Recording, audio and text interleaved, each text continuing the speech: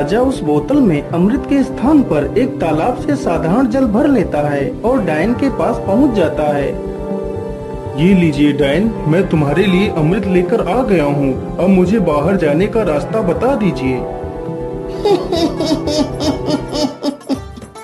अरे वाह राजा, तुम तो कितने बहादुर हो। यह अमृत आज तक कोई नहीं ला सका।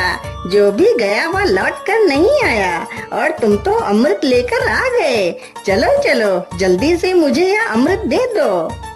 राजा तुरंत ही उस डायन को वह पानी से भरी हुई बोतल दे देता है। डायन तुरंत ही उस पानी को अमृत समझकर पी जाती है। हे डायन, मैंने आपके कहे अनुसार आपको अमृत लाकर दे दिया। अब मुझे बाहर जाने का मार्ग बता दीजिए।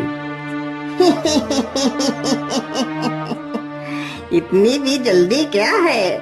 अब मैं अमर हो चुकी हूँ। अब तुम दोनों यहाँ से कहीं नहीं जाओगे। आज से तुम दोनों भी मेरे गुलाम हो। अरे डायन, ये तो सरासर धोखा है। मुझे यहाँ से जाने का मार्ग बताओ, नहीं तो मैं तुझे मार डालूंगा।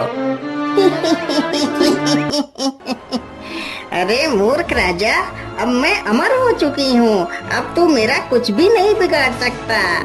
अच्छा, ऐसी बात है तो फिर ये ले मेरे इस तलवार के वार को झेल। इतना कहकर राजा उस डायन के पेट में तलवार घुसा देता है। ये क्या हो गया?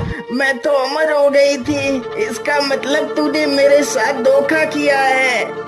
पानी पीकर खुद को अमर समझने वाली उस डायन की मृत्यु हो जाती है। डायन के मरते ही वह बाज आजाद हो जाता है। महाराज, आपकी जय हो।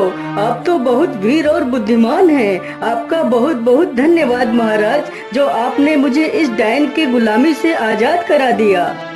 हे बाज, क्या तुम यहाँ से बाहर निकलने का रास्ता जानते हो?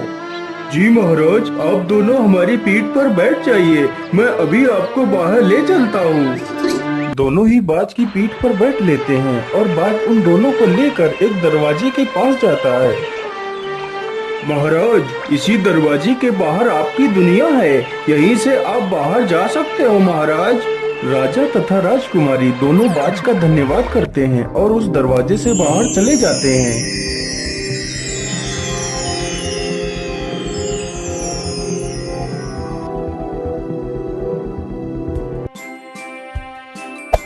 Hey there. Subscribe to my channel. And also press this bell icon.